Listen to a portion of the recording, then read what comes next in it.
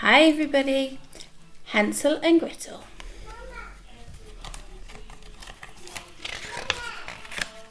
Hansel and Gretel lived with their father, a poor woodcutter, in a little cottage in a forest. When Hansel and Gretel's mother died, their father married again. Hansel and Gretel's new stepmother was selfish and mean, the cruelest woman they'd ever seen. One night, when the children were in bed, Hansel and Gretel's stepmother said, "Husband, we only have food for one more day. We must send Hansel and Gretel away, otherwise we will all starve." "What will we do?" "I'll look after you." Father said no, but stepmother said they have to go. Later that night, Hansel crept outside and collected some pebbles. In the morning, when Father took the children into the forest, Hansel dropped the pebbles as they walked. Father told Hansel and Gretel to wait for him, but he didn't come back. Soon it was dark. But the pebbles shone white in the bright moonlight to show Hansel and Gretel the way home. "We'll soon get home by the light of the moon."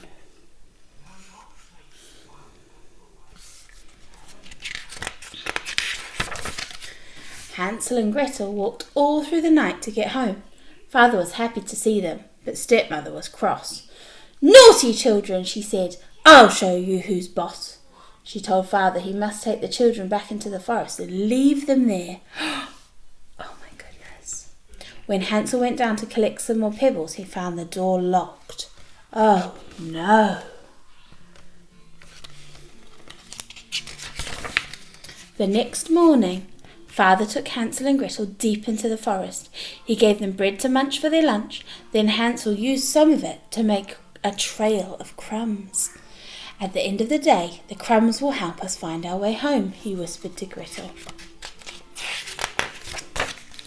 Father told Hansel and Gretel, "I'm going to chop some wood. Children, please be good and wait for me here."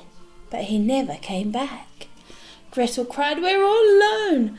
Hansel replied, "The crumbs will see us home." But the crumbs were gone. "The birds ate them. What will we do?" "I'll look after you." By the morning, Hansel and Gretel's tummies were rumbling and grumbling with hunger. Just ahead, they saw a house made of gingerbread.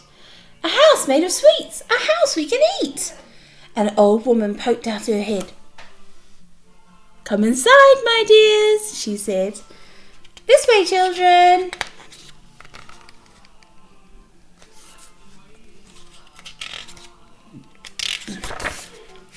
But the old woman was a witch. She locked Hansel up and gave Gretel a mop.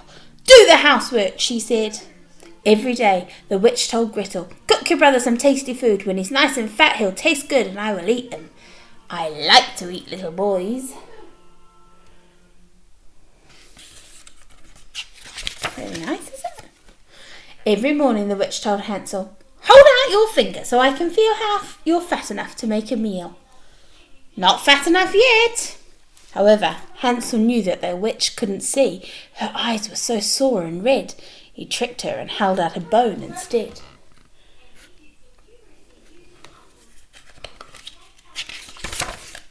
One day, the witch couldn't wait any longer. "I'm going to cook and eat Hansel," she said. "Gretel, light the oven now."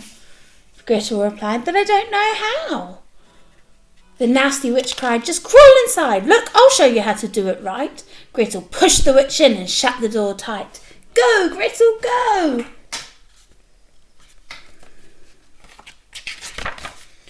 Gretel unlocked the cage. She and Hansel could go. "Here's the key. I'm free." But first they went round the cottage looking high and low. They opened a door and oh, what a sight! They found piles of jewels all sparkling and bright. Look at the jewels. What a great thing to find. Hansel and Gretel soon found their way home where Father was waiting all alone. "Your stepmother has gone," he said, hugging them tight. "From now on, everything will be all right." With the witch's jewels, they would never be poor again, and they all lived happily ever after. The end. I'm so glad you're back. Right. I'm glad you chose Hansel and Gretel because that was a very fun story. We'll have another vote tomorrow. Hopefully it will work this time.